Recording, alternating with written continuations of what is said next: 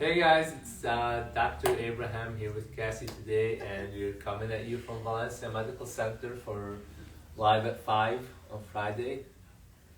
I think today we're talking about the main topic is expectations versus reality, and it's something that we see a lot. You know, people coming in expecting something, but part of what we do here is we educate the clients about what they should expect and what's really going to happen, and that's part of what we do with these lives too, is provide education, because a lot of times there's clients who might see a post on Instagram or something, and then you don't know what to really expect if you haven't been doing these procedures for a while. So you might think that you wouldn't know what to expect. So it's obviously anything can come to mind at that time. So that's why education is very important, whether it's with us or with anybody. Education is very important before you do any kind of procedure.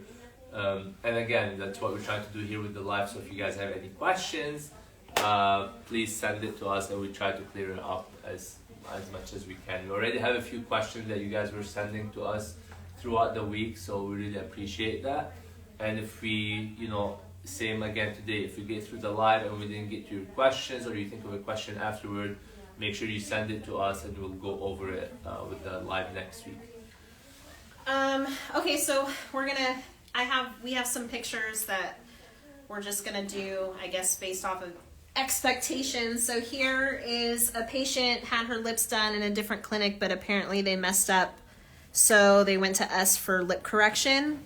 So I don't know if, Doctor, you want to talk about sort of what expect, I guess. Perfect. Yeah, I don't know if you guys were able to see that on the live pretty quickly, but that does happen a lot with certain fillers. And one thing that's good about fillers is that they are dissolvable. So many times people see these amazing pictures of lips on Instagram, and they want to get the lips to look exactly like that.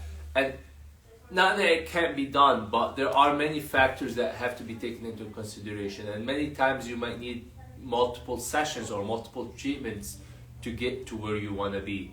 And we also have to always consider what the lips we're starting with. So people have different shapes, different lips when they come in, and all of these factors have to be taken into consideration. You can't approach everybody's lip the same. So you can't. So when it comes to choosing the right product, when it comes to choosing a product for your lips, that stuff have to all be taken into consideration, because one product might look great on one person, but we might need to use something a little bit softer in a different person. So basically how that ties up into what we're talking about is, it's good to have something in mind, know what you're trying to get, but also you want to also kind of look at what we're starting with, look and be realistic about maybe needing more than one treatment. Maybe, so someone who comes in with like really thin lips, for example, we might need to start with the softer fillers initially to give it a little bit more volume, and then go in with a different filler that might be able to give even more volume. But maybe someone comes in and they know that one of their friends got Juvederm Ultra, just for example, which does give a lot of volume in the right patient, and they come in and they want to get Juvederm Ultra for themselves just because they know it looked good on their friend. And that might be the case, but it might be in their case, it's better to start with something a little bit softer, give you a little bit more volume, and then do a little bit more definition. So again, the whole point behind all that is that come up with an idea of what you want. It's good to know what kind of filler might worked on your friends and all that other stuff, but also know that your lips are different, and that you might need a slightly different approach. And if your lips are smaller or they're very different than what you're trying to look for, know that you might need to do it in steps, and it's not going to be something that might happen from the first case scenario. And that stuff, what we saw in the picture, what can happen a lot of times when you're trying to force too much or the wrong filler for someone who's not the best candidate for. So I think in that case, it was a client who probably, whatever filler was used for them wasn't the best for them. It could have been great on somebody else, but kind of trying to force too much volume causing a little bit of migration of the filler, which can happen where we put in the filler but it kind of starts to not stay in the place we want it to stay, so it can migrate like down and kind of cause more bubbles, or up. So filler migration can happen, but also it might be like too bulky.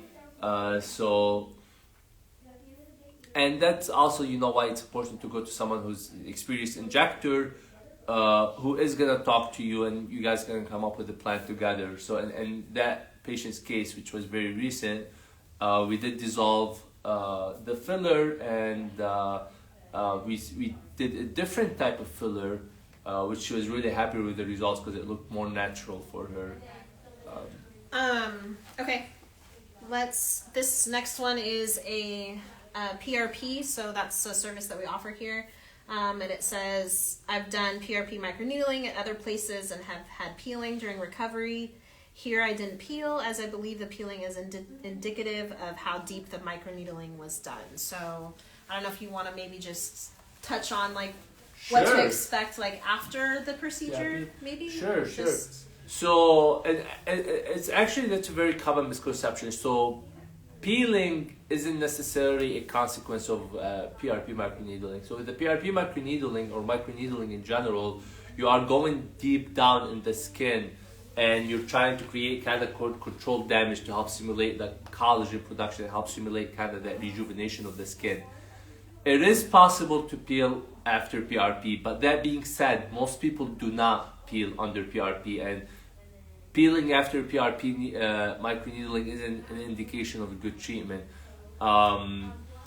Peeling many times has to do more with kind of the products that might be used after, or if you're using some kind of products before you do the PRP, it can kind of cause some peeling, but those are actually different procedures.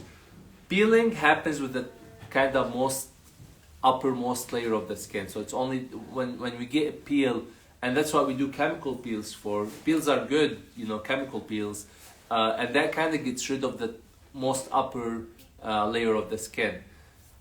With the microneedling, we try to go a little bit deeper. And part of the question was like, peeling would be an indicative of how deep we go with microneedling, and that's not the case at all. In fact, again, the deeper you go with microneedling, theoretically, the less peeling you might have, because again, peeling is only on the top layer of the skin, and when you're going deeper, when we're targeting deeper layers, whether it's microneedling or any other treatment, we shouldn't get any peeling. Now with microneedling, when we're going down deeper to the deeper layer, kind of automatically you go through the uppermost layer, but that's besides the point, and we're not doing it in a way to trigger peeling. You can have peeling after PRP if you use certain products afterward, but I'll have to do more with the products. And if you get peeling from the PRP itself, it should be usually minimal.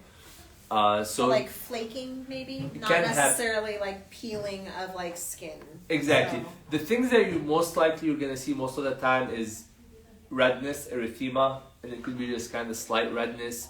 There's usually bleeding toward the procedure, but usually we clean you up, before you leave, so you don't usually leave with blood all over your face, but during the procedure there's a lot of bleeding. There's redness, sometimes there's a bit of swelling, and these are the most commonly done things. Peeling, flake, frostiness, or flake, if you get a little flakiness, sometimes you get scabs.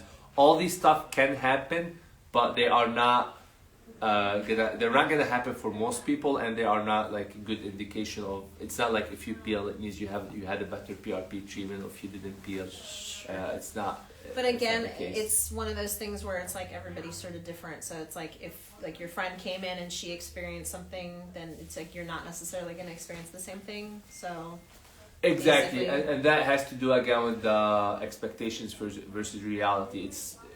You want to know kind of what to expect afterward, and if you have questions, if you're like, oh well, my friend peeled, am I supposed to peel? Again, it might be the products that was used. And sometimes PRP is combined with other treatments, or if someone's using retinol, for example, and they're already kind of peeling on the skin, and then you do something like PRP, it might kind of aggravate that process. So yeah, and just because something happened to your friend, like we're saying, doesn't mean it's necessarily going to happen to you. So there's a lot of different factors, and it's important to know like what factors to expect, what factors can happen but are not really necessarily an indication, but they just happen with some people, but they don't really mean anything in terms of the treatment itself. And then what factors we actually don't want to happen, so that way, in case they do happen, you call us, you let us know, and then we treat them. So in other words, if there's any complications or anything like that. Great. Okay, so this one actually I feel like is a pretty common one. So I just had Botox yesterday, but I can still see lines. What went wrong? So I don't know if you want to just sort of talk about. The Botox didn't get a chance to kick in yet, Sure. and that's very common. You always say give Botox 2 full weeks to fully kick in. Some people see it the next day.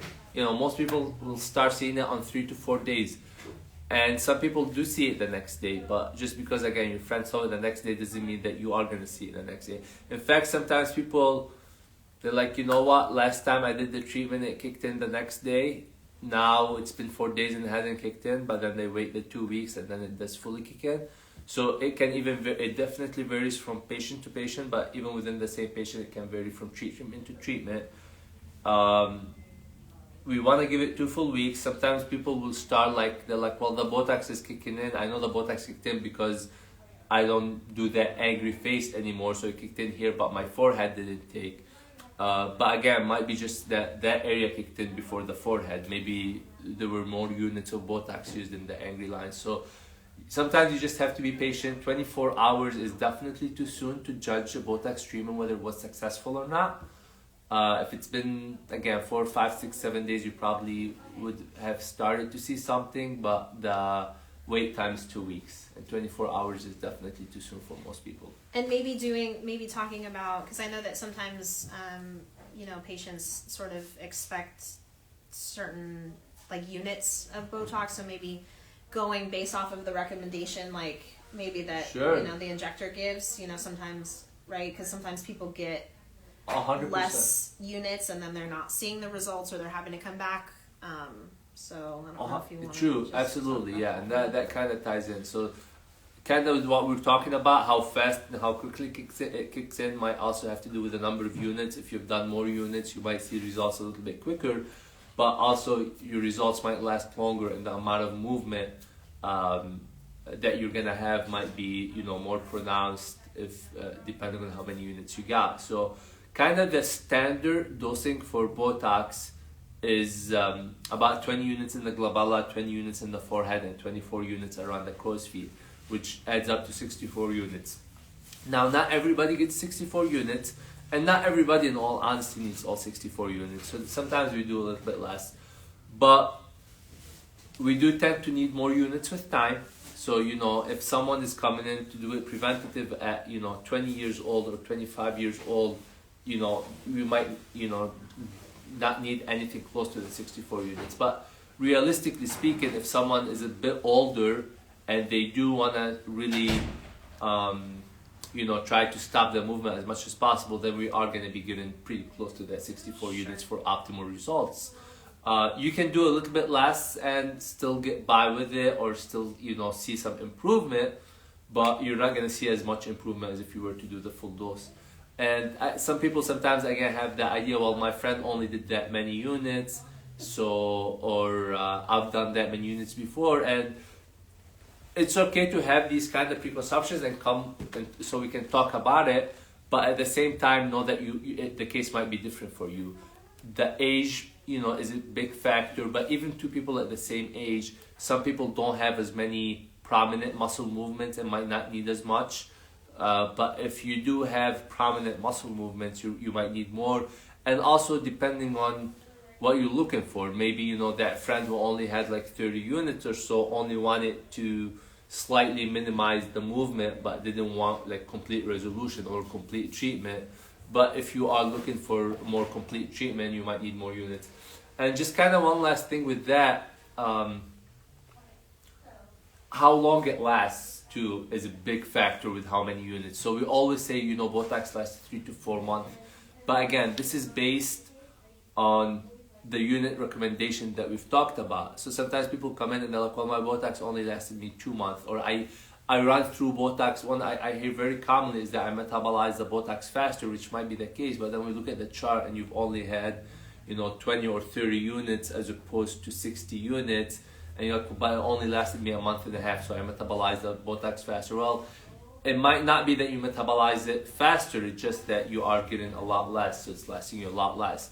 When you're saying 3 to 4, it's kind of like when you fill your car with gas and you have a full tank and we say it's going to last you 60 miles. Well, it's not that gas lasts 60 miles. If you only have a half a tank, then it might last like 30 miles. Sure, that makes sense. Same thing here. If you're getting 60 units, well, the average is 3 to 4 months. But if you're getting 30 units, then the average might be significantly less than that. Awesome. This one is about Kybella, and it said, I had a treatment of Kybella a week ago, and it feels like it's more obvious now than before, and I don't see any results. Well, that's a great question, and that. that's again one of the cases where it's just the answer is just a little bit of patience, just like we've talked about with Botox. Kybella is notorious for causing some swelling in the chin. It's a small price because once the fat is removed, once the submental fat that we target is gone, it's pretty much gone permanently. The fat cells that are dead, in other words, do not come back themselves.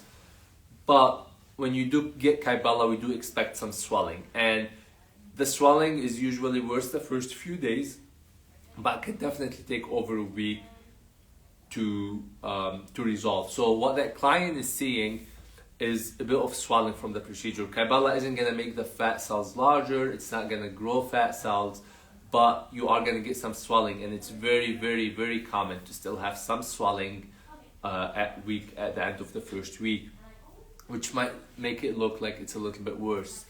Once the swelling goes down, it's going to get back to normal, and then once the effects of the Kybella kicks in a few other weeks, you're going to start to see it slim. So again, you just have to be a little bit patient. Do expect some swelling in Kybella. If you're not aware, if you think you're going to do Kybella and you're going to see results immediately, then you will be a little bit disappointed. You're going to be a little bit scared because you're going to be like, well, why is it bigger? But I wouldn't be worried at all for someone like that whose chin seems just a little bit bigger at 1 week. Again, it looks like it's just swelling, and once the swelling goes down, it's going to go back to normal. Sure. I know we had a couple questions, but maybe we could just touch a little bit on that's the whole purpose of us doing these, the expectations versus reality, because I think that people just, we want to just, I guess, reiterate that this is, their procedures, there's, medical, medicine involved. It's something that, it's hard to, I guess, come in and, think that you're going to look a certain way, but it, I guess, is just having that patience and trusting that our doctor is going to inject you correctly and kind of get, what it is that you're looking to do. But so maybe just... Yeah, no, and I'll touch on that. I mean, I obviously, the reason I chose this field is because I love what I do, and cosmetic medicine is great. It's been advanced so dramatically in the last few years, and we can do amazing things. But at the same time, there's also limits, and there's also, there's limits especially to what we can do in one setting or one treatment or with one product or one procedure, And if coming in with an idea of what you're looking for is great because it helps us as, it helps me as a doctor to help kind of figure out what would be a great plan for you to kind of meet these goals. But we have to understand that just like aging happens over so many years, and there's so many things. Aging isn't just one thing. Aging isn't just, couple wrinkles that just came out of nowhere that we put some Botox and it's gone. It isn't just that we lost some volume. When we age, unfortunately, everything changes. Our skin changes, our volume changes, our subcutaneous fat changes, our muscle, the way they move changes, the way the skin changes in so many ways, whether it's losing elasticity, losing collagen, or any other.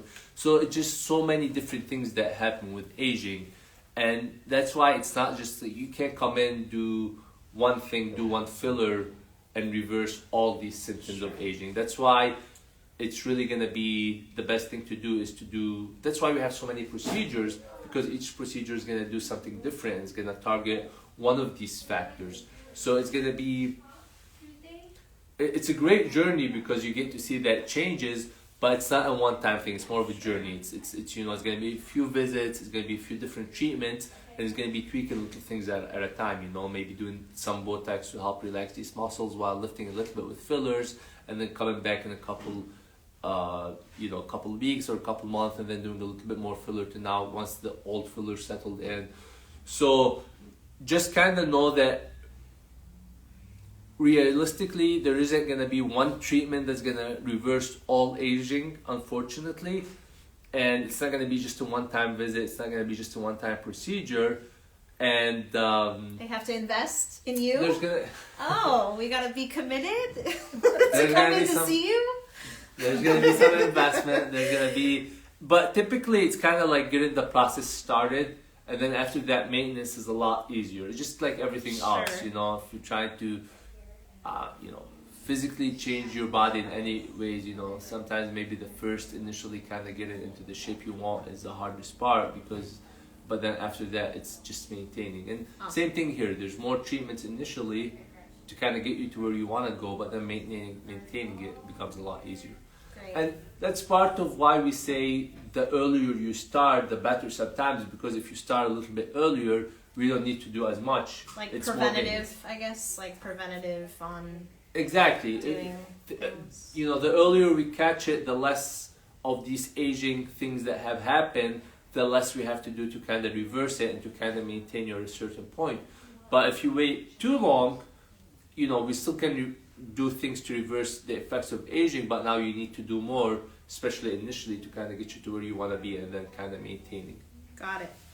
All right. Well, I know that we were a little late, but I think we're going to wrap up. But I know that we're doing, since it's still our Women's Month special, we'll do another little giveaway, but we'll do it kind of like how we did it for last week. So we'll pick it and we'll post it on our story. But sorry for being late.